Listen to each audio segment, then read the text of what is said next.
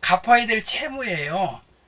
자원의 유출이 예상되고 유동부채와 비유동부채고, 유동부채 중에 여기 다른 건 다 아는데 이게 그 유동성 장기부채 있잖아요. 요거 이제 지난 시간에 설명했는데, 장기차입금이 결산 때 갚을 날이 1년 이내로 남으면 장기차입금을 차변에 와서 없애주고 대변에 유동성 장기부채로 바꿔서 유동성 장기부채가 재무상태표에 표시되면 이게 갚을 날이 1년이 안 남았구나 이렇게 알게 하기 위해서 그렇게 해야 돼요. 그리고 여기 나와 있는 이 부채 있잖아요. 이 부채는 거래처 다 입력해야 돼요. 퇴직금의 충당 부채 요거는 거래처 입력 안 됩니다. 이거는 사채도 안 돼요. 장기차입금하고 요 위에 건 다 거래처 입력해야 돼요. 유동성 장기부채는 차입기간이 1년이어서 비유동부채인 장기차입금 등으로 회계 처리하였으나 결산이 현재 상환기일이 1년 이내인 것을 유동부채라 한다. 여기 장기차입금 여기 분기 나와 있죠. 장기차입금 유동성 장기부채 1년 이내 도래하게 되면 재무상태표일, 상환기일이 재무상태표일 여기다 써놓으세요. 동그라미 치고 결산일, 재무상태표일에다 적어놓으세요. 결산일부터 1년 이내인 것은 장기차입금 없애주고 유동성 장기부채. 여기서는 요거 하나만 아시면 돼요. 요거 결산정리사항이라 요거만 아시면 되고, 자 이제부터가 중요합니다. 이제부터 중요합니다. 이제부터는 뭐냐, 퇴직급의 충당 부채, 회계연도 말 현재 전 임직원이 일시에 퇴직할 경우 지급해야 될 퇴직급에 상당하는 금액을 이 퇴직급의 충당 부채로 설정해 놔야 돼요. 현재 전 임직원이 퇴직금 소유액과 퇴직급 충당금의 설정액 잔액 및 기중에 퇴직금 지급액과 임원 퇴직금의 처리 방법 등을 주석으로 기재한다. 재무상태표에는 퇴직급의 충당 부채에서 연금 운용자산을 차감하는 형식으로 작성한다. 이렇게 말이 길게 나와 있는데, 제가 이건 뭔 소리냐면, 퇴직급의 충당 부채는 글자 그대로 여기다 써놓으세요. 부채라고. 부채라고 써놓으세요. 이건 부채, 이건 감가상각 누계나 대손충당금처럼 평가 규정이 아니에요. 퇴직급의 충당 부채하고 퇴직급의 충당 부채하고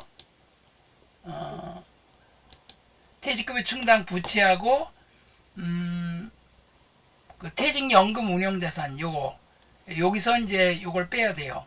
자, 이거 확정급여형이 있고 확정기여형이 있어요. 여러분들이 만약에 이제 회사 근무하다가 퇴직을 하게 되면 여러분한테 퇴직금을 주거든요. 근데 이 퇴직급여 충당 부채는요, 결산 때 차변의 퇴직급여, 대변의 퇴직급여 충당 부채, 요거 결산정리상으로 나옵니다. 근데 이거 자동으로 해줘요. 갖다 숫자만 입력하면, 전표 추가 버튼만 누르면 자동으로 해주는데, 이거를 결산 때 해줘야 돼요. 모든 직원이 일시에 퇴직할 때 줘야 될 퇴직금, 기존에 잔액이 쓴 거 빼고 차액만 해주면 돼요. 근데 이 퇴직급여 충당 부채하고 여기 퇴직급여라고 요거 비용이거든요. 요 비용을 인정을 안 해요. 왜 인정을 안 하냐면은 비용으로 손익계산서 계산하지만 이거는 어디까지나 형식적이에요. 회사 내부에 그냥 장부상으로 둔 건데 회사가 망해버리면 퇴직금 못 받아요. 그렇기 때문에 정부에서 몇 년 전부터 연금을 가입해라. 그래서 여러분들이 퇴직연금 가입하고 그러면은 연말정산할 때 공제해 주잖아요. 그래서 이 확정급여형은 여러분들이 퇴직을 할 때 주는 거예요. 퇴직연금 운용자산.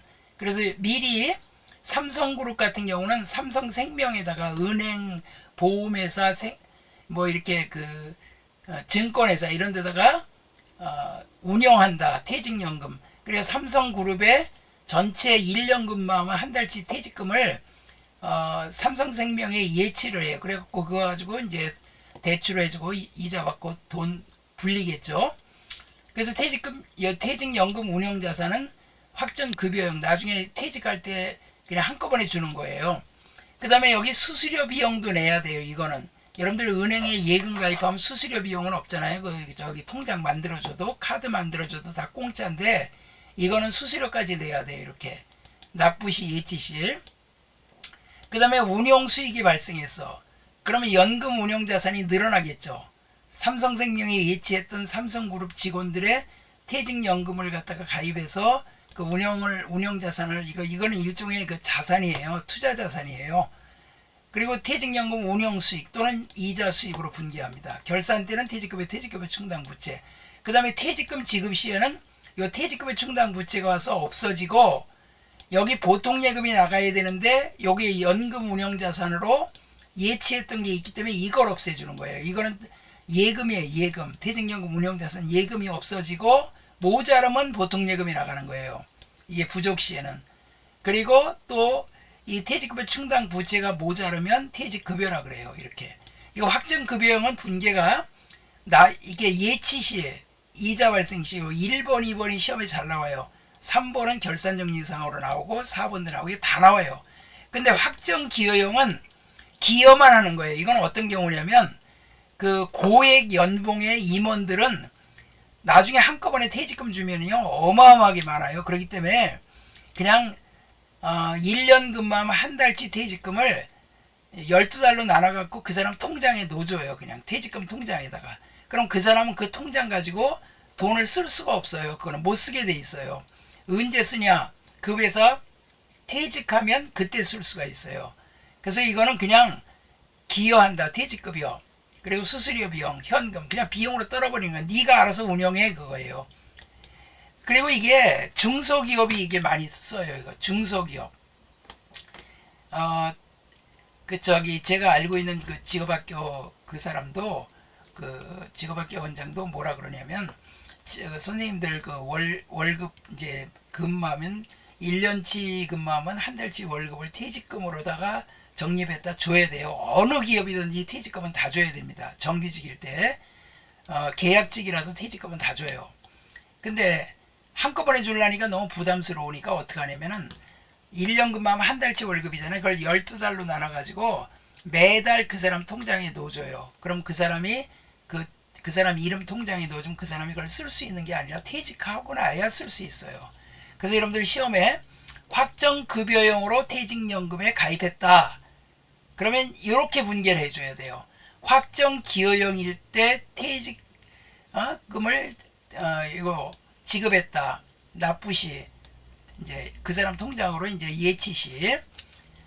이 DC란 말은 D는 decision이라 그러고 contribution 공헌한다. 결정에 공헌한다.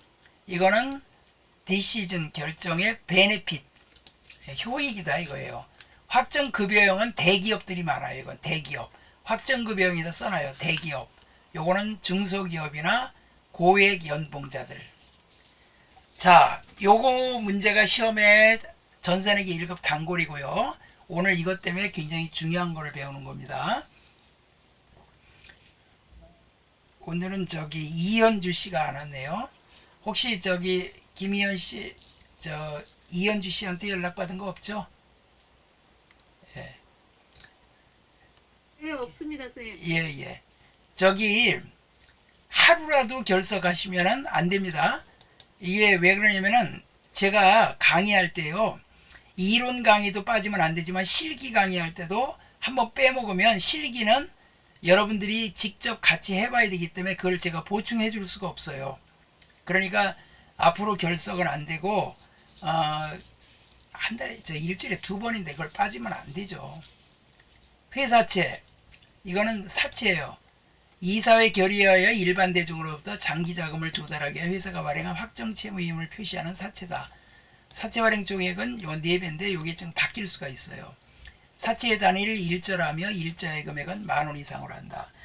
그러니까 사채권은 이제 이렇게 해가지고 발행하는 거예요. 그리고 여러분들 그 재개발할 때도요. 국가에서 재개발하면 그 채권을 다 사게끔 만들어요.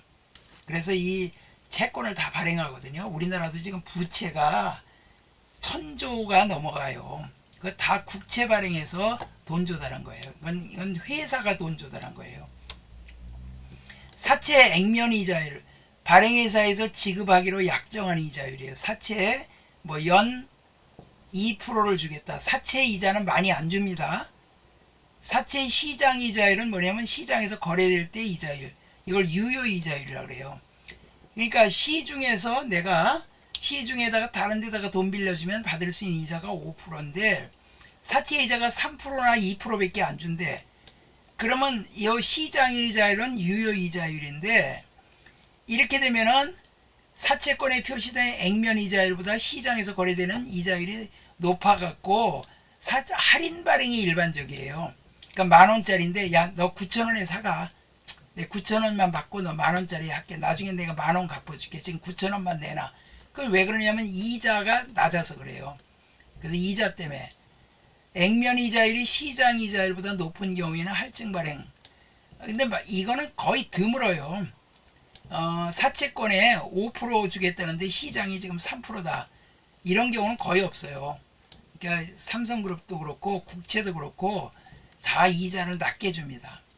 그렇지만 한 가지 장점이 뭐냐면 국가라든가 삼성 같은 데는 띄어먹을 염려가 없기 때문에 이자가 낮아도 투자하는 사람이 많죠.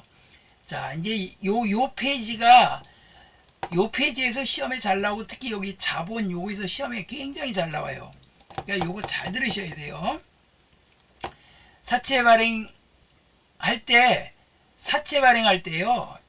법무사 사무소 비용, 그 다음에 사채 인쇄비, 그 다음에 증권회사에서 이걸 팔 때 수수료. 그러면 그 사채 발행비는 그냥 할인 발행 차금에다 가산해요. 싸게 발행하면.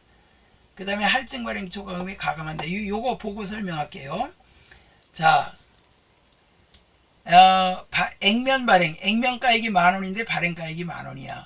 그러면 그냥 사채, 부채의 증가 10,000원, 당좌예금, 자산의 증가 10,000원, 자산의 증가. 그리고 이 사채 발행비는 사채 발행비라고 하지 않고 할인 발행 차금이라 그래요. 그래서 현금. 옛날에 상법에 제 456조에 사채 발행비가 나왔었어요. 그 당시에. 근데 이거 사채 발행비는 3년 그랬는데 그 상법 456조가 삭제가 됐습니다. 찾아보시면 상법 조문이 다 나와요. 옛날에 있었는데 이제는 할인 발행 차금으로 분기합니다. 액면가액이 발행가액보다 커. 그럼 쉽게 말하면 이제 할인 발행이에요. 그러면 사채가 10,000원이 나갔는데 10,000원이 부채가 생겼는데 돈을 9,000원밖에 못 받은 거예요. 그러면 사채 할인 발행 차금이 1,000원이 돼야 되죠. 10,000원에서 9,000원 빼면 1,000원이 돼야 되는데 발행비 500원을 현금으로 지급했어. 그럼 현금 500원 나가고 사채 할인 발행 차금에다가 500원을 가산해 버려. 어차피 이거 비용 들어간 것도 싸게 발행한 거다. 그냥 우리가 이자 준 거라 생각하고 그렇게 하는 거예요. 근데 할증 발행은 발행가액이 15,000원이야. 그러면 15,000원 들어오고 사채가 10,000원인데 발행비 500원을 차감한 잔액을 받아갖고 당좌예금했어. 그러니까 15,000원에 팔았는데 500원이 사채 발행비가 나가면 14,500원만 돈을 받은 거예요. 그 바람에 할증 발행 차금이 4,500원을 줄어요. 여기 가감한다 그래서 이거 차감해 버리는 거예요.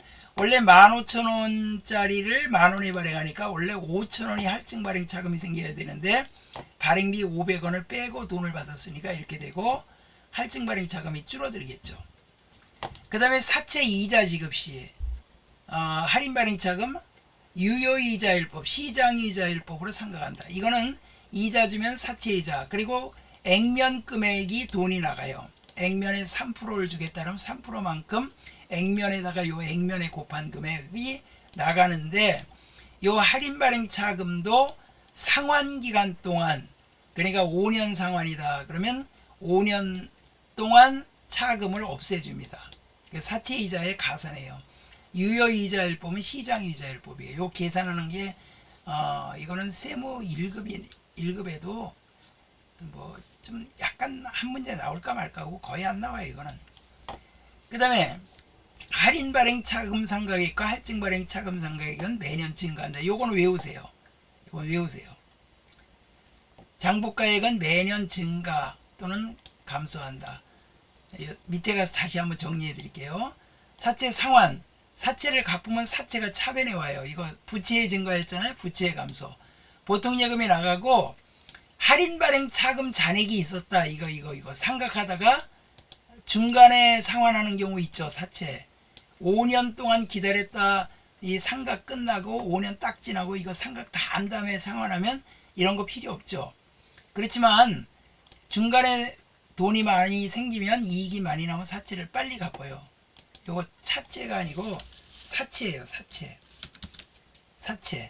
사채를 갖고 보통 예금이 나가고 할인 발행 차금 잔액이 중간에 상환하니까 이게 상각을 다 못했기 때문에 있으면 그걸 없애줘야 돼요.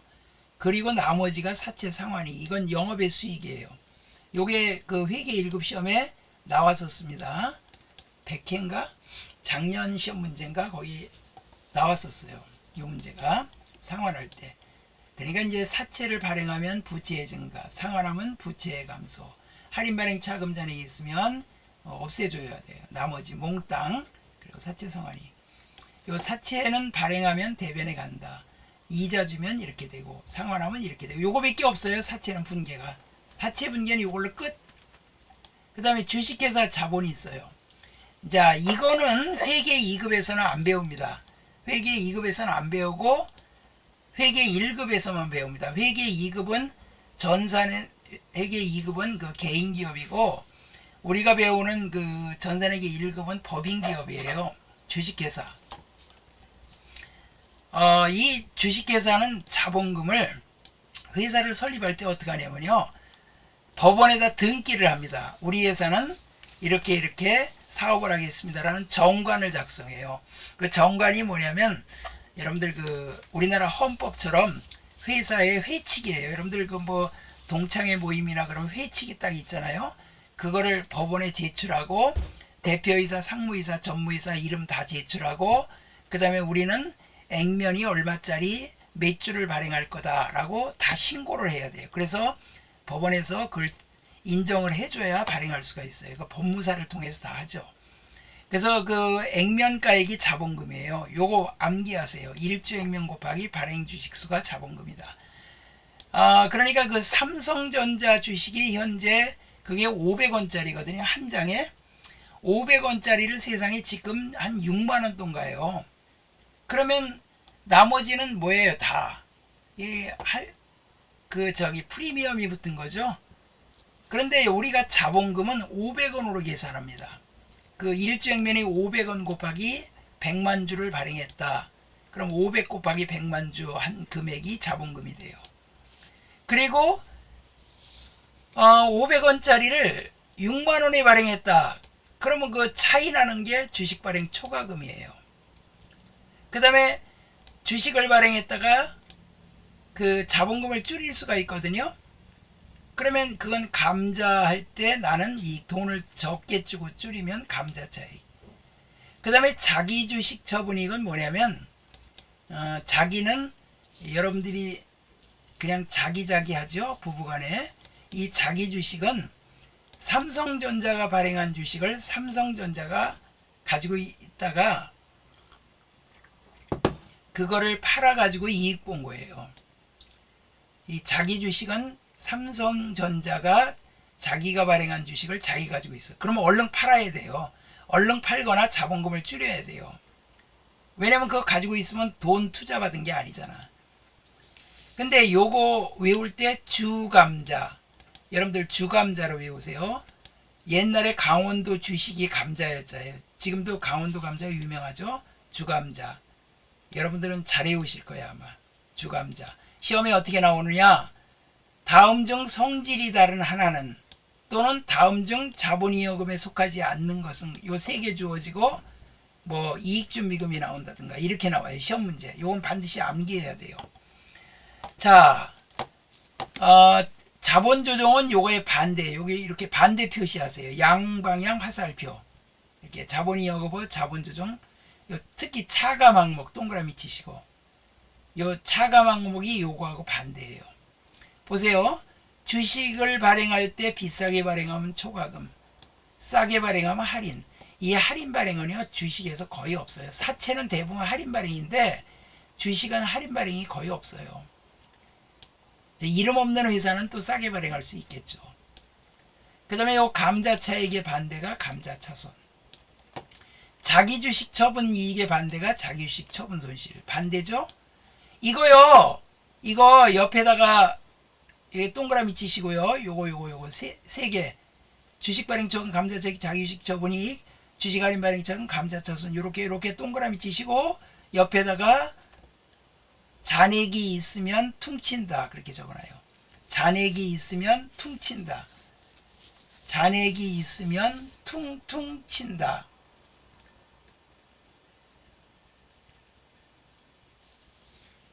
잔액이 있으면 퉁퉁 친다. 퉁친다. 또 퉁퉁이라고 적을라. 또 이거 주식 할인 발행 차금 이번에 주식을 비싸게 발행하려고 그러는데 전에 주식 할인 발행 차금이 있었어. 그러면 그걸 먼저 없애주고 둘 중에 큰 거 하나만 남겨놔야 돼요. 그 다음에 배당 자기 주식 자기가 발행한 주식은 이건 자본의 감소예요. 왜냐하면 돈을 받은 게 아니기 때문에. 배당건설이자가 뭔지 아세요? 이건 몰라도 되는데 미국 같은 데 그 철도는 다 민영화되어 있거든요. 미국 철도가 건설하는데 막 한 10년이 걸린다. 그러면 10년 동안 투자한 사람들이 배당금 한 푼도 못 받아요. 그러면 성질 나가지고 나 투자 안 해. 그러고 주식 팔아버릴 거 아니에요. 그럼 주가가 떨어질 거 아니에요.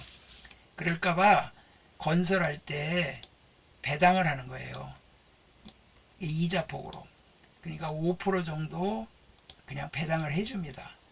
그래야 주주들이 기다릴 거 아니에요. 나중에 철도가 완공이 돼야 사람이 타고 다녀야 그때 가서 이익이 날 거 아니에요. 그 전까지는 건설할 때 이자식으로 배당을 해준다 이거예요. 여러분들은 여기서 요거 세 개만 하시면 돼요. 요거 네 개, 요거 서로 반대되는 거.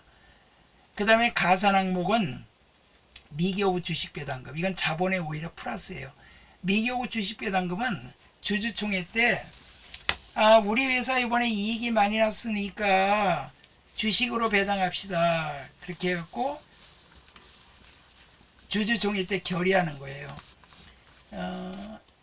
몇 년 전인가 삼성전자가 주식을 주식으로 배당을 했는데 500원짜리 그 당시에는 5,000원짜리였는데 그걸 500원짜리로 줄였거든요. 너무 비싸니까. 삼성전자의 주주가 이재용, 이부진 또 한 사람 있죠. 이 사람들 그 다음에 그 어머니 홍라란가 홍리란가 그 사람한테 이거를 엄청 이 사람들이 받아가지고요. 그거 받아서 500원짜리로 이제 배당을 그렇게 한 건데 500원씩 그냥 준 거야. 500원씩 그냥 500원씩짜리로. 그러니까 이거 팔면 어마어마하게 돈 벌죠. 그래서 재벌이에요. 신주 청약 증거금. 이게 이제 새로운 주식을 발행할 때 증거금으로 아파트 청약할 때 증거금 받잖아요. 계약금. 그거예요. 주식 매수 채권. 주식으로 매수할 수 있는 채권. 이건 단 자본의 증가입니다. 어차피 주식으로 배당하면 주식 발행하면 대변의 자본금, 차변의 미기업 주식 배당금 이렇게 돼요. 그 다음에 요 기타 포괄손익2개는 실현되지 않은 손익이에요. 여러분 생각해 보세요. 매도 가능 증권이요. 평가가 됐어. 이번에 내가 장기 투자하려고 주식을 갖고 있었는데 값이 올라갔네. 그러면 이거는 현재 파는 게 아니에요. 단기 매매 증권은 어차피 내가 샀다 팔았다 자주 하니까 단기 매매 증권 평가 손실은 손익계산서에 비용으로 들어가고 평가이익은 수익으로 들어가지만 매도 가능 증권 평가이익이나 평가손실은 이거는 금년에 내가 이익 보고 금년에 손해 봤더라도 내년 가면 바뀔 수가 있지. 금년에 이익 봤던 게 내년 가서 손해 볼 수도 있고 손해 봤던 게 내년에 이득 볼 수도 있고 이것도 퉁칩니다. 이것도 동그라미 치세요. 퉁친다. 이 잔액이 둘 중에 잔액이 하나 있으면 그거부터 먼저 퉁친다. 요게 시험 문제 나옵니다. 회계1 분계 문제. 그래서 이거는 미실현 손익이라고 그래요. 장기간 투자한 거라 실현되지 않은 이익이다. 그렇게 얘기합니다. 그리고 재평가 잉여금은 이제 집값이나 땅값이 올라가면 그거를 재평가 잉여금으로 하는데 이거는 미실현이에요. 야, 여러분들 그 저기 빌딩을 하나 10억 주고 샀는데 100억이 간다 그러면 그거 팔아야 100억이 들어오지 뭐 팔지도 않았는데 그 100억이 들어와요. 100억 하다가 50억으로 떨어질 수도 있잖아. 그러니까 실현되지 않은 손익이니까 이건 그냥 손익계산서에 들어가는 게 아니라 포괄손익, 포괄적인 손익 누계에 그래서 미실현 손익으로 자본에 속합니다. 어이구 자본 종류가 상당히 많네. 자본금은 일주액면 곱하기 발행주식수. 이거 외워요. 일주액면 곱하기 발행주식수. 이거 못 외우면 큰일 납니다. 이거 외워야 됩니다. 일주액면 곱하기 발행주식수. 이거는 무조건 자본금이에요. 액면 곱하기 발행주식수예요. 그리고 자본이용과 자본조정 서로 요 동그라미 친 거 잔액이 있으면 퉁친다. 요 매도가능증은 평가인과 평가손실도 퉁친다. 해외사업 환산손익은 뭐냐면 삼성전자나 현대자동차가 외국에 공장이 많죠. 어디 회사라 그러던가? 현대자동차인가? 러시아가 지금 전쟁 중이라 거기서 빠져나오려고 그러니까요. 허락을 안 하고 50%밖에 인정 안 해준대요. 중국에 투자하는 사람들 바보야. 공산주의 국가에 투자하면요. 그건 그냥 뺏어버려요. 뺏어버려. 그래서 중소기업들 많이 뺏기고 나왔대요. 다 털리고. 그래서 이 공산주의가 있어서는 안 돼. 공산주의하고 이슬람은 세상에 서울대학교에서 그 교수가 강의하는데 이슬람 문화권 애들이 수업을 들었는데 걔들 하루에 5번인가 몇 번 기도하잖아요. 갑자기 수업하는데 엎드려가지고 막 기도하더래. 그래서 교수가 저 나가서 하라고 그랬대요. 실제 있었던 일이에요. 그러니까 그냥 말 안 듣고 계속해서 교수가 나가서 하라고 이제 소리를 질렀나 봐. 그랬더니 세상에 수업 끝나고 교수실 찾아와 가지고 죽인다고 협박을 했대요. 세상에 그런 나쁜 놈들이 어디 있어요. 그러니까 이슬람은 사람을 죽이면 천국에서 천국 간다 그래요. 아유 참 웃기는 종교들 너무 많아요. 자, 해외 사업 환산 손익. 그 외국에다 투자를 해가지고 그게 한국 돈으로 환산하면 이득 보거나 손해 보죠. 현금 흐름 위험 회피 상품. 이거는 달러를 한국 돈으로 환산할 때 이게 저기 은행하고 계약을 맺어요. 환율 변동이 이렇게 확 일어나면 손해보고 이득 보니까 그거를 회피하기 위한 파생 상품이 있어요. 근데 이것도 은행이 손해 안 볼라 그러지. 하여튼 은행은 머리가 무지무지 약어요. 돈 장사하는 데라. 뭐 사채업자보다 그래도 좀 이렇게 불법은 안 저지른다 뿐이지 돈 장사하는 건 똑같더라고 보니까. 하여튼 이런 것들 중에 매도가능증은 평가의 평가손실 요 두 가지만 알면 되고, 이익이익금은 이거는 이제 별개예요. 이거는 여기다 밑에 써놓으세요. 당기순이익. 당기순이익을 이익이익금이라 그래요. 당기순이익은 이익이 난 거예요. 법인기업에서. 근데 이거를 이제 배당을 하거든요. 배당을 하면 이익준비금은 그 법정적립금이라 그래갖고 여러분들이 현금으로 배당하면 현금 배당의 10분의 1을 매기 적립을 해둬야 돼요. 이거 법으로 정해놔서 상법제 458조에 규정돼 있어요. 458이라고 쓰고 한번 나중에 찾아보세요. 금전에 의한 배당할 때는 금전에 의한 배당할 때는 매기 자본금의 2분의 1에 달할 때까지 적립을 해야 된다. 이게 꼭 뭐냐면요. 이거예요. 여러분들 월급 타면 일부를 저축해두죠? 저축을 왜 해둘까요? 나중에 여러분들 돈 들어갈 일이 있으면 그거 찾아 쓰고, 미혼인 분들은 결혼자금 마련하려고 하는 거고, 그런 게 이익준비금이에요. 그리고 자본에 전입하거나 결손을 메꾸기 위해서 적립을 해둬야 돼요. 현금으로 배당할 정도면 니네 회사는 그래도 이익이 많이 난 거니까 적립을 해라. 그러고 기타 법정 적립금은 뭐냐면 재무구조 개선 적립금이에요. 재무구조가 튼튼하지 않으면 네 회사가 주주한테 피해를 줄 수 있으니까 법으로 정해놓은 거예요. 법정은 상법에 규정돼 있어요. 이 여기서 말하는 육법 전서 중에 상법이에요. 임의적립금은 임의는 하고 싶으면 하고 말고 싶으면 말고 그런 거예요. 여기에는 뭐 배당평균적립금, 결손을 메꾸기 위한 결손적립금, 그 다음에 채무를 줄이기 위한 감채적립금 이런 것들 다 포함돼요. 미처분 이익잉여금은 당기순이익을 결산 때 미처분으로 보내요. 그러면 12월 말일 결산하고 미처분이라 분기하면 내년도로 넘어오면 2월 잉여금으로 바꿔요. 그래가지고 그걸 3월달 초나 2월달에 보통 3월달에 많이 하죠. 주주총회 때 처분하기 위해서 해두는 거예요. 그럼 이 미처분이 다음으로 넘어가면 2월 잉여금으로 이렇게 됩니다. 자, 주식회사 자본금 1주액면 곱하기 발행주식수, 1주액면 곱하기 발행주식수, 이건 자본금이야. 그리고 주식발행비는 아까하고 똑같이 여기다 가감하고, 이 잔액이 있으면 서로 상기한다, 퉁친다 이거예요.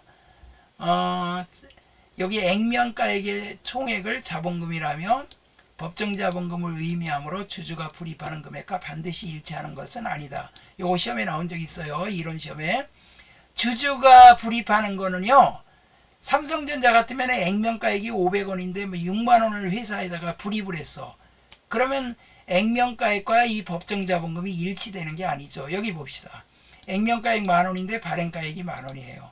그러면 자본금 만원, 그리고 당좌예금 만원, 주식발행비를 보통예금에 지급하다. 그럼 주식 할인발행차금 그래요. 보통예금 이렇게. 그러니까 주식을 싸게 발행하면 할인발행차금인데 이거는 발행비도 여기다가 이렇게 해버리는 거예요. 그럼 요게 그거예요. 할인발행. 그럼 자본금 만원, 여기 9,000원에 발행했는데 발행비 들어가면 만원에 액면이 만원인데 9,000원 발행하면 할인발행차금이 1,000원인데 주식발행비까지 보태서 1,500원 되고 보통예금 나가요. 요 3번 별표, 이 주식은 다 할증이에요. 그럼 여기 발행가액이 2만원이야. 그러면 요거 잘못됐네요. 요거 2만원으로 고치세요. 요 2만원, 요 2만원으로 고치세요. 2만원. 프린트가 잘못됐어요. 자, 2만원인데 아니다. 아니, 잘못했다. 제가 착각했어요. 만원 맞아, 만원 맞아. 괜히 애매하게. 죄송합니다. 액면가액 만원짜리였죠? 자본금 만원인데 발행가액이 2만원이야. 그러면 2만원에 발행했는데 주식 발행비를 차감한 잔액이 당좌예금에 입금이 되다. 그러면 당좌예금이 500원을 빼서 2만원의 돈을 받았는데 500원 빼니까 19,500원만 이렇게 돈을 받아요. 그러면 만원에서 19,500원 요거 이렇게 차이 나는 게 주식 발행 초과금이 9,500원이어야 되는데 할인 발행 차금 잔액이 있다. 그러면 이거부터 먼저 퉁쳐야 돼. 할인 발행 차금은 여기 차변에 있던 거야. 여기 이렇게 차변에. 이게 이제 손해 본 거니까 이게 이제 자본의 감소 항목이지만 비용은 아니지만 차변에 있어 손해 본 거기 때문에 요건 대변에 가서 없어지고 요 2,000원을 먼저 퉁치고 나머지만 발행 초과금이에요.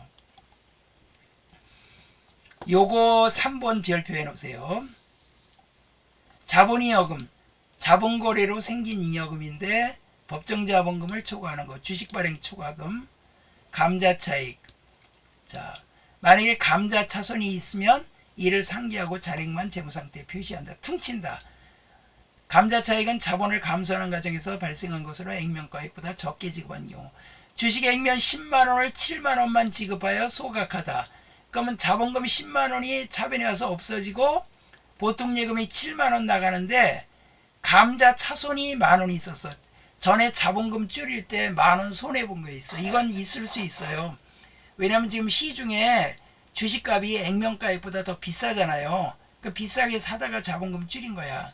그럼 잔액이 만원이 있으면 감자 차손은 손해본 거라 차변에 있던 거라고. 자본의 감소라. 이게 대변에 가서 없어져요. 만원 없애고 나머지만 감자 차익이야.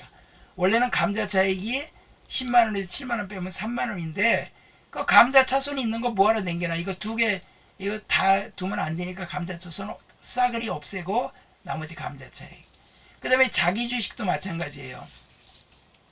장부가액 10만원을 15만원이 처분하다. 이거는 액면이 필요 없어요.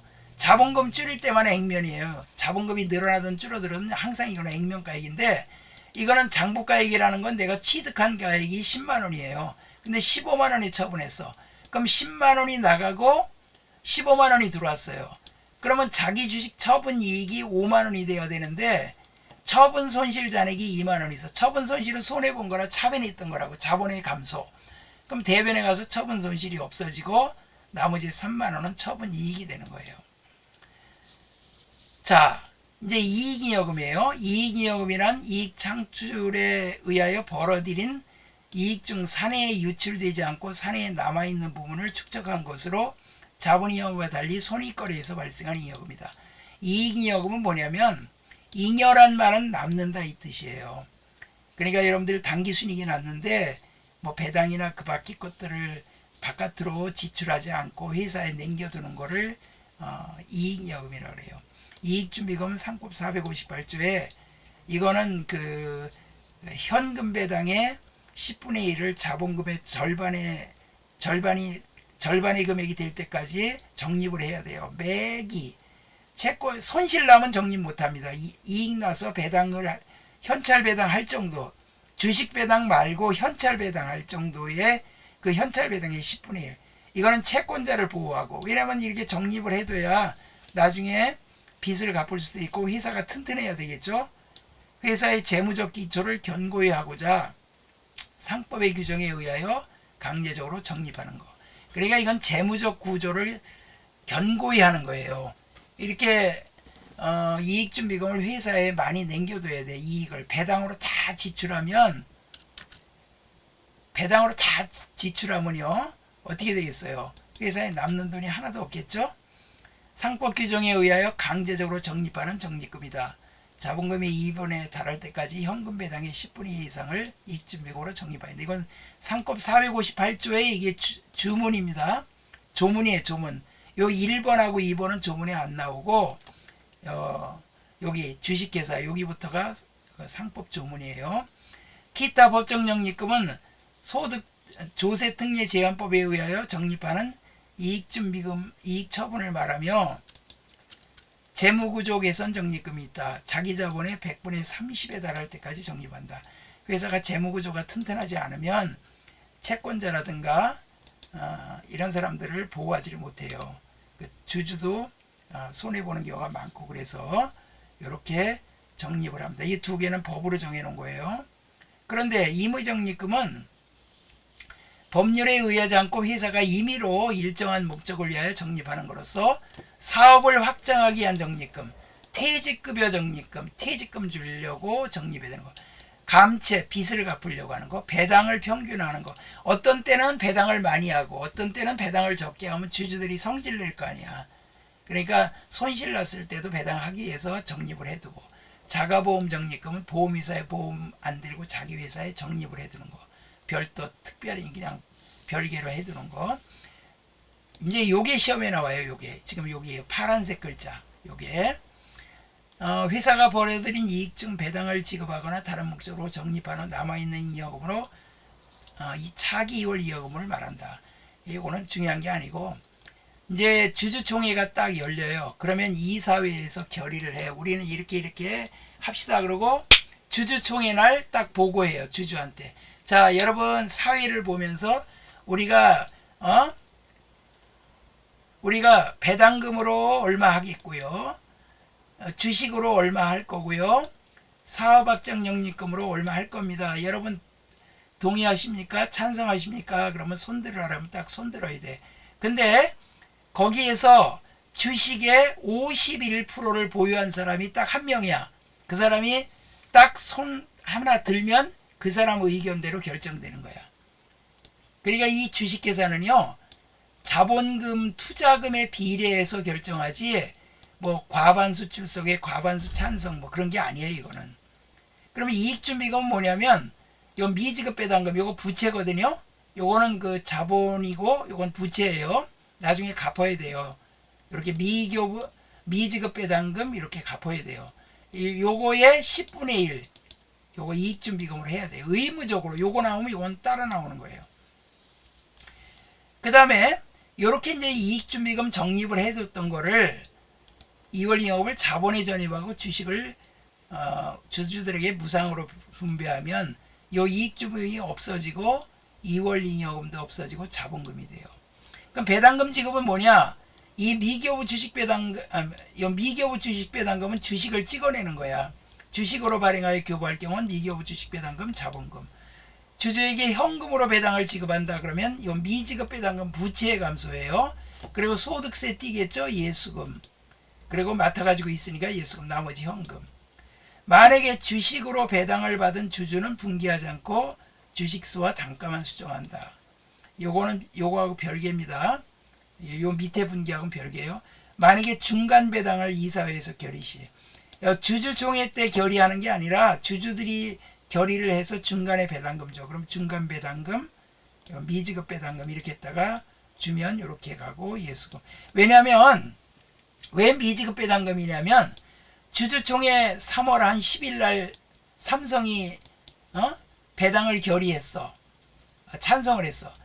그러면 이 삼성전자는 50% 넘게 외국 주주가 많고 수백만 명이 된다고. 얼마가 될지 몰라요.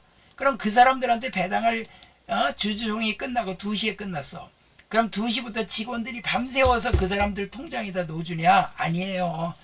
그 배당금 지급 통지서라는 걸 발송을 하고 그 사람들이 이제 은행에다가 회사가 예치해두면 그 찾아가는 거예요. 이렇게. 그리고 세금 띄고 찾아가는 거예요. 그래서 이게 여기는 일단 미지급 배당금 부채로 해놓는 거예요. 그날 다 지급할 수가 없으니까. 그럼 주주가 찾아가면 이제 부채가 없고 이렇게 되는 거예요. 중간 배당금은 이렇게 하고 미지급 배당금 했다. 가품이 이렇게 돼. 자본 끝. 자, 당기순이익이 발생한 경우 그러면 차변에 손익계산서에 차변은 비용 대변의 수익인데 순이익이 발생하면 이건 차변에 와서 없어져요. 그리고 대변의 자본금. 법인기업은 이 개인기업은 자본금을 늘리지만 법인기업은 미처분 이여금이라고 분기해요. 그리고 전산회계에서는 이 미처분을 내년도 1월 1일 날 넘어오면 2월로 바꿔줘. 그 다음에 주식 100원, 액면 100원의 주식을 70원에 매입 소각하다. 그럼 자본금 100원, 현금 70원. 그런데 감자차손 잔액이 10원 있다. 그럼 감자차손을 먼저 퉁치고 나머지만 감자차익. 그 다음에 2월 결손금 70을 보전하기 위하여 100원의 주식을 무상으로 받아 소각하다. 회사가 손실 나잖아요. 그러면 주주들한테 자 주식 내놔. 10주 가지고 있는 사람 한 주씩 내놔. 그럼 10분의 1씩 꼼짝없이 내놔야 돼요. 그건 10분의 1은 무효야. 무효. 가지고 있어봤자. 그럼 자본금 차변에 100원. 결손금은 메꾸는 거야. 결손금은 손해본 거라 차변에 있던 거니까 대변에 가서 없어져. 나머지 감자차익.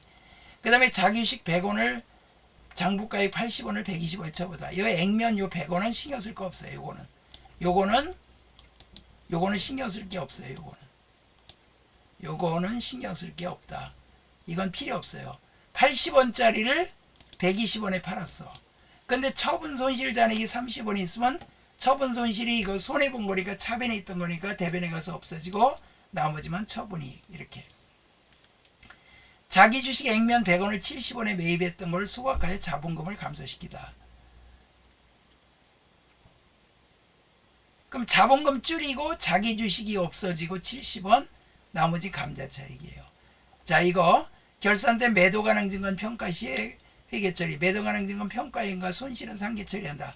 장부가액 50을 70으로 평가했어. 그럼 올랐네? 매도 가능 증권 20만 원 올랐어요. 그럼 매도 가능 증권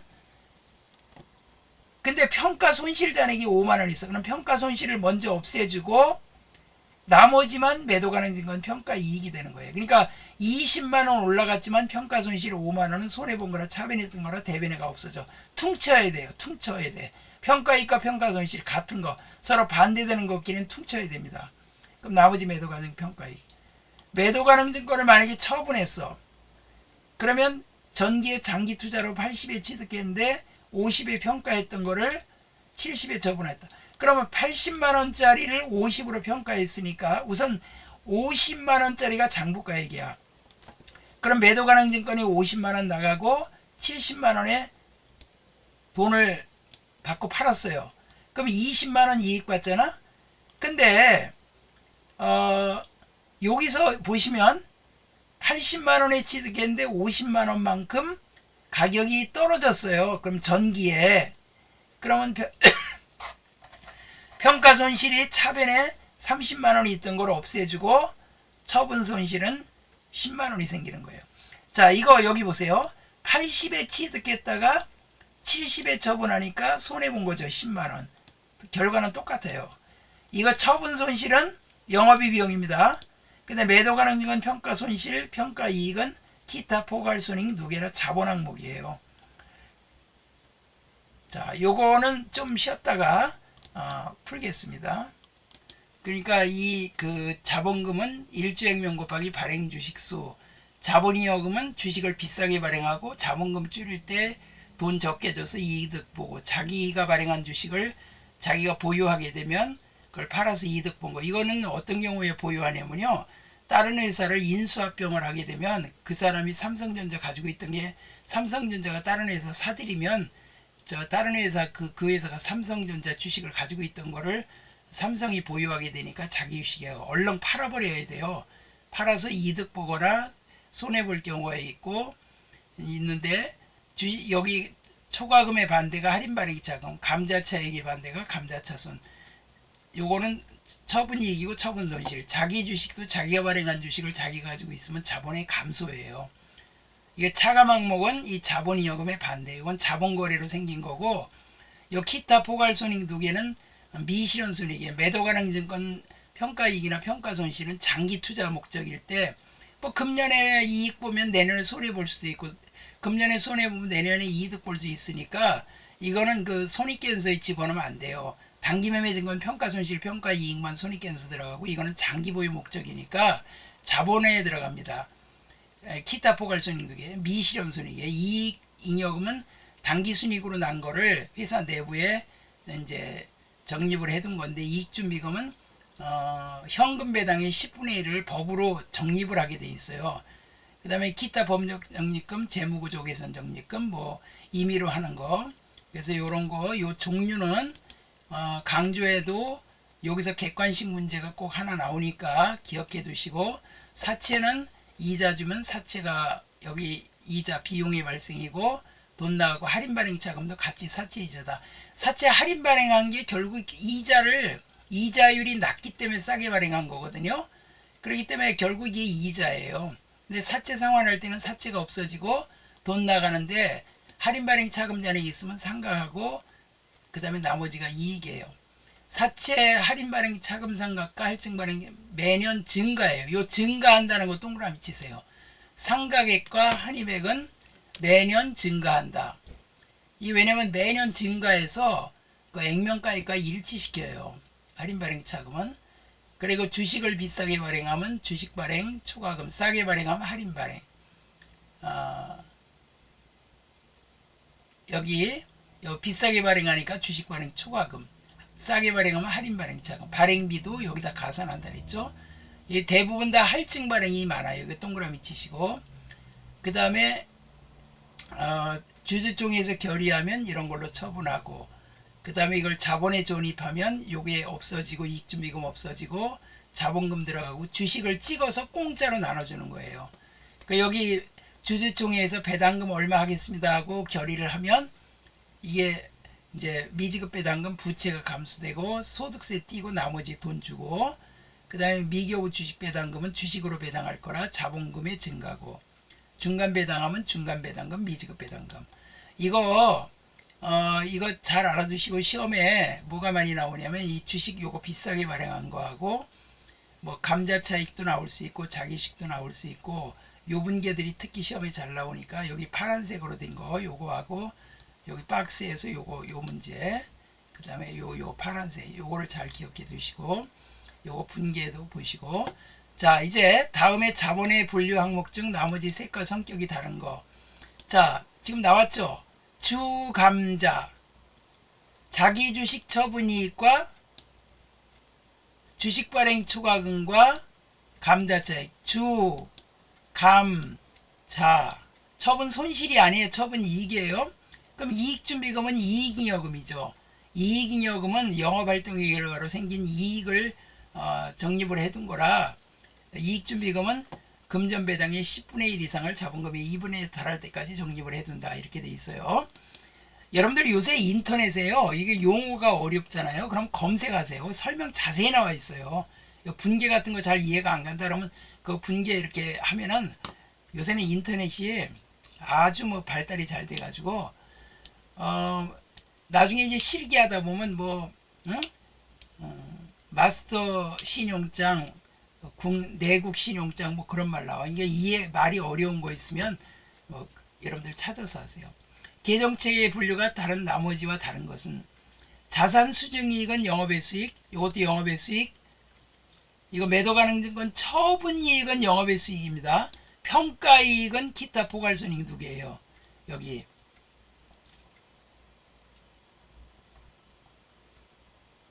여기 지금 매도 가능증은 평가이익과 평가손실은 기타 포괄손익 두 개지만 이 처분이익과 처분손실은 영업의 비용 아니면 영업의 수익이야. 이거 영업의 수익, 영업의 수익, 영업의 수익.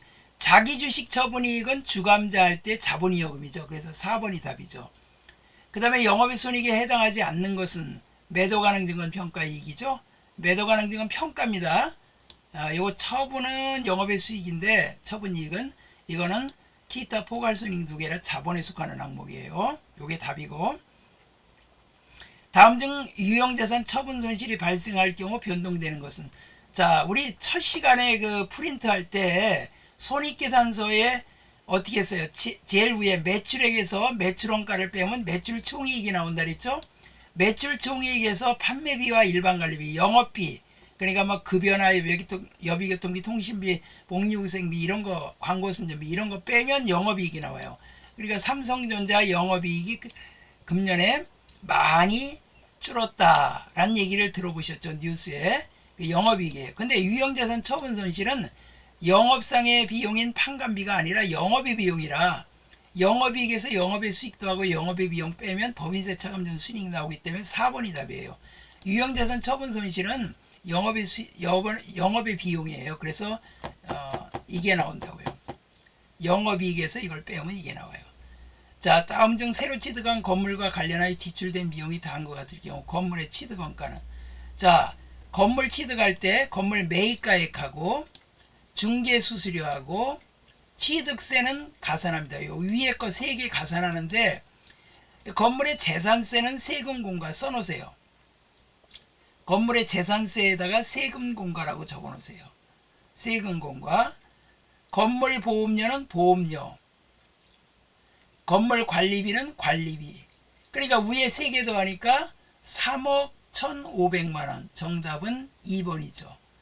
자, 여기까지 했고요.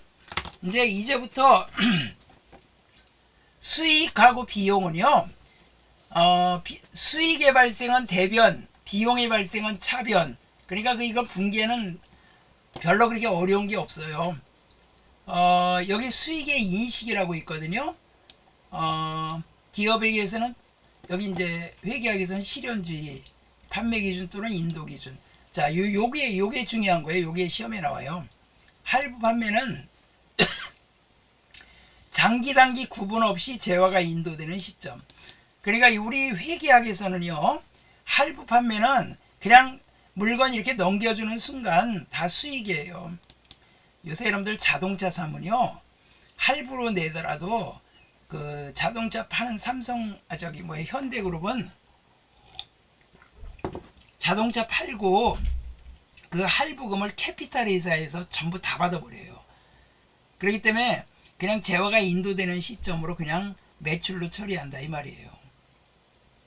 근데 그 부가가치세법에서는 그 자동차 산 거 캐피탈로 산 거 그거 말고 그냥 할부로 장기 할부로 팔았다 그러면 부가세를 받는데, 그냥 팔았을 때 다 부가세를 10%로 계산하면 세무서에 너무 세금을 많이 내기 때문에 할부금 받을 때마다 매출로 잡아요. 세법하고 요거하고 좀 달라요. 그 다음에 위탁판매는 수탁자가 상품을 판매한 날, 프린트가 다 끝났기 때문에 이거를 다시 그냥 제가 그 카페에 전산회계 이금란에 올려놓을게요. 올려놓을 테니까 다시 듣고 싶으신 분은 다시 들으시고 다음 주 화요일 날은 부가가치세 프린트를 준비하세요. 그것도 하루밖에 안 해요. 그러면 원가액의 프린트가 또 이어서 할 거고 실기하면서 원가액에 할 거니까 아예 원가액에까지 다 프린트 하세요. 칼라 프린트가 있으면 가능하면 칼라로 하시는 게 가독성이 좋아요. 그리고 이거 프린트 하실 때 A4 용지 위아래로 프린트 하세요. 옆으로 하지 마시고 위아래로 두 페이지씩 한 장에 들어가고 A4 용지에 양면으로 인쇄하면 이 장수가 줄어들어요.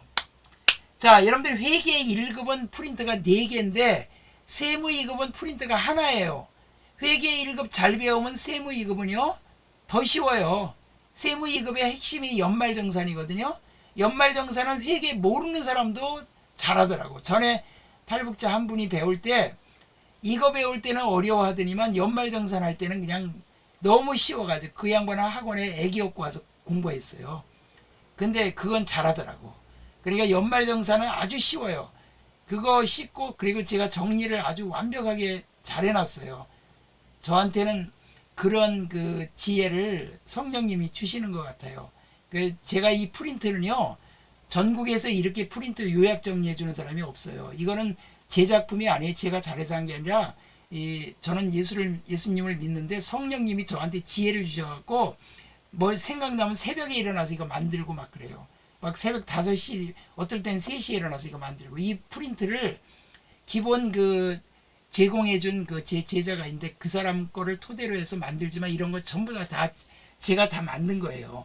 이거 만들면 이건 제가 과거에 책을 써갖고 서울대학교 특강교재로도 채택이 됐는데 제가 좀 그 저술가로서 좀 그 소질이 있는 것 같아요. 근데 하나님이 이건 지혜를 주셔갖고 이 책 두꺼운 이 책을 이거 보고 여러분들이 여기서 이론 요약하라 그러면 여러분이 요약할 수 있겠어요 이거?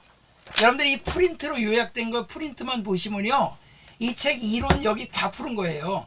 이 책 이제 원가액의 부가세 남았는데 자 하여튼 이렇게 영감을 받으면 여러분 자녀들도 그 여러분 스스로도 예수님 믿고 성령님 모셔드리고 예수님을 마음에 저기 하면은요 지혜도 받고 인도도 받고 그 다음에 자기 자아도 깨져야 되는데 자아가 깨지면 하나님 미랄이 떨어져 쌍이 썩지 않으면 많은 열매 못 맺는다는데 제가 이 종교 얘기한다고 조금 싫어하는 분들도 계실지 모르지만 저는 제가 성령님의 이 저기 그 지혜를 주셔갖고 만든 거기 때문에 그 얘기를 할 수밖에 없어요. 이건 제가 잘해서 만든 게 아니에요. 그러니까 이거를 잘 활용하시고 자, 그 다음에 숙제가 있어요. 자, 이 책에 단원별 보실래요? 아까 오늘 오늘 부채도 배웠잖아요. 여러분 저 79쪽 보세요. 분계연수 책 79쪽 이렇게 78쪽 보시면 위에 78쪽 보시면 위에 필수 예제 나와 있는데 제가 정리해 드린 거하고 비슷해요. 그리고 여기 분계 연습이 있잖아요. 그리고 뒤에 객관식 있어요. 81쪽. 이 책을 제가 왜 선정했냐면요. 이게 가독성이 좀 좋아요. 이게 빽빽하지 않고 문제도 그렇게 많이 없어요. 이렇게 많이 없기 때문에 여기 설명이 나와 있기 때문에 단원별로 분계와 객관식이 있으니까 이거를 풀어 보셔야 돼요. 왜냐면 요 분계는 무조건 다 하셔야 되고 요 객관식 문제는 여러분들이 단원별로 이렇게 하시면 돼요. 지금 진도를 어디까지 나갔냐면 136쪽까지 진도를 아니 136쪽이 아니고 116쪽까지 진도를 나간 거예요. 현재 116쪽 책 보세요. 접어놓으세요.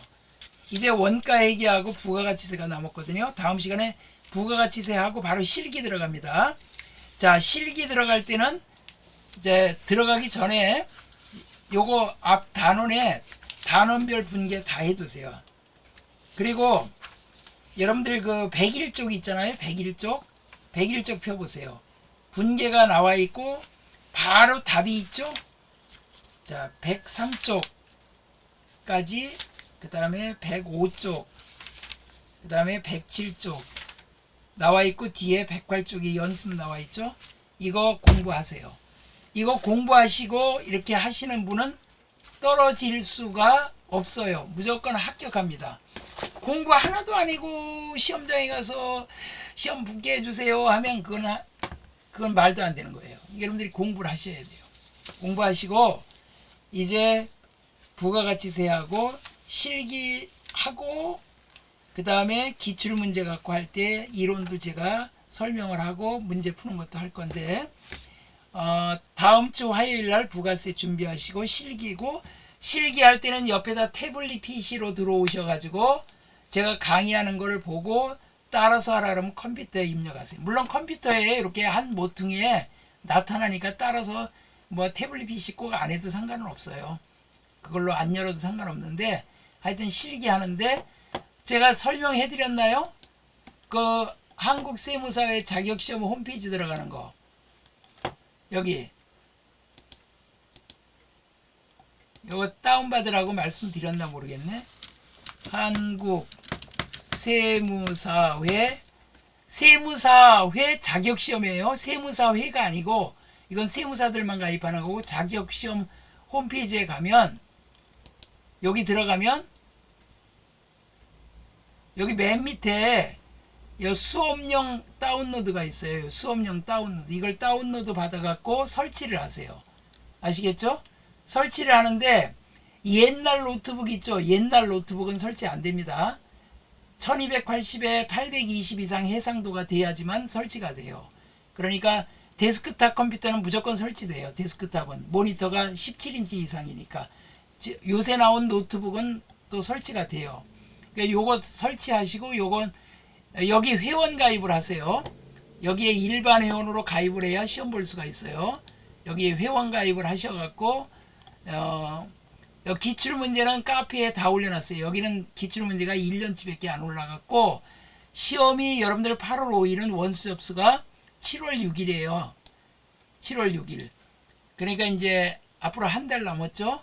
그러니까 7월 6일 아침 9시가 되자마자 여러분 강원도 사시는 분이 많으시니까 9시 땡 하면 빨리 접수를 하세요. 왜냐면 여러분들은 강원도에 시험 장소가 그렇게 많지 않아요.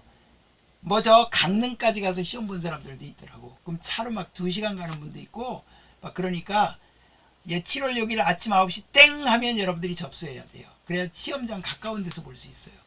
하여튼 요 프로그램 꼭 다운받아서 준비하세요. 다음 시간에. 그리고 프린트 부가세 하고. 자, 오늘 수고들 많이 하셨습니다. 자, 수고하셨어요. 자, 오늘 수업 마치겠습니다. 주말 잘 보내시고 이 책에 지금 배운 거 공부 꼭 하시기 바랍니다. 이 책이 부담이 없어요. 앞에. 예. 출석 체크. 예, 출석 체크 나갈 때 꼭 해 주세요. 그리고 다음 주 화요일 날은 성취도 여러분들이 얼마나 네, 동료 부탁드립니다. 예, 성취도하고 만족도 여러분들이 좋은 만족도가 좀 나와야 저기서도 국가 예산을 따가지고 계속 교육을 할 수 있어요. 그러니까 여러분들이 이 만족도도 올라가고 성취도도 계속 올라가야 돼요. 더 올라가고 거의 그냥 뭐 최고까지 올라가야 여러분들이 정상이에요. 그러니까 지금 오늘 배운 거 제가 요거까지 하면 이제 이론이 끝난 거예요. 끝나고 하니까 카페에다 올려놓을 테니까 여러분들이 오늘 2개를 올릴 거예요. 아까 그 유형자산 부분, 무형자산하고 오늘 여기 부채 자본 부분 올려놓을 테니까 공부를 더 하시고요. 자, 그리고 우리 유튜브에 구독 안 하시고 알림 설정이나 이런 거 안 해놓으시면요 여러분들한테 이게 새로 올라간 게 안 떠요. 제가 맨날 유튜브 하는 사람 구독 버튼 눌러주세요 그러잖아요. 저는 꼭 누르라고는 안 해요. 여러분들 공부하려면 누르세요. 눌러야 여러분한테 빨리빨리 가요. 자, 오늘 수고하셨으니까 오늘 이 수업을 마치겠습니다. 자, 수고하셨어요. 자, 종료하겠습니다. 자, 수고하셨습니다. 예, 수고하셨습니다.